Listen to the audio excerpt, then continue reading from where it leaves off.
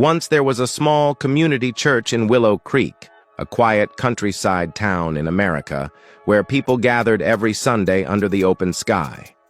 There was no roof above the courtyard, just the sun in summer and rain during the monsoon. Still, people came faithfully, standing through heat and weather just to hear the word of God. Then, one Sunday, the pastor stood before the congregation and made an important announcement. "Brothers and sisters," he said, "as you all know, our courtyard becomes unbearably hot during summer, and when it rains, it's almost impossible for us to gather and worship in peace. We need to build a simple shade or awning to protect everyone. The estimated cost is around $5,000, so I humbly ask, if you are able, please consider contributing a little extra next Sunday to help make this possible." After the service, people went home. Later that week, as the church doors were open for a smaller evening gathering, a humble-looking man and his wife approached the deacon. The man wore simple, worn clothes and had a bandana tied around his head. "Excuse me," he asked the deacon. "Is the pastor here?" The deacon, perhaps judging by their appearance, seemed a bit dismissive. "Are you here asking for help?" "No, sir," the man replied. "We've come to see the pastor." "He's busy right now," the deacon said curtly. But the man persisted.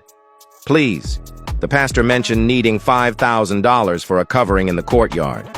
We've brought it with us." The deacon was taken aback. This simply dressed man was claiming to have such a large sum? He quickly went to fetch the pastor. The pastor came to the door and greeted the couple warmly. He too was surprised by their appearance.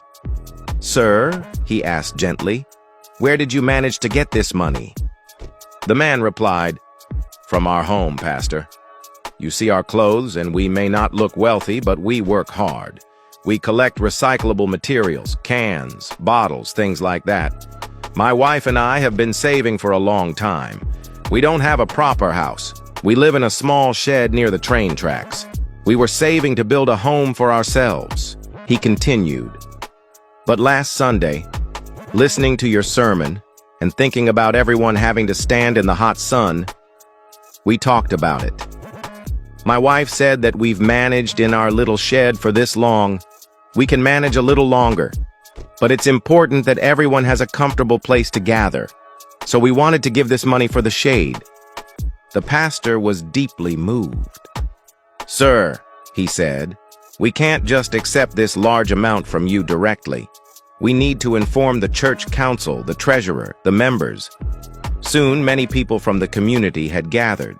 When they heard the story, that this humble couple who collected recyclables had single-handedly offered $5,000, they were ashamed. "It's embarrassing," one of the wealthier members said. "Here we are with our comfortable homes and businesses, and this hard-working man is showing us such generosity." The pastor turned to the couple.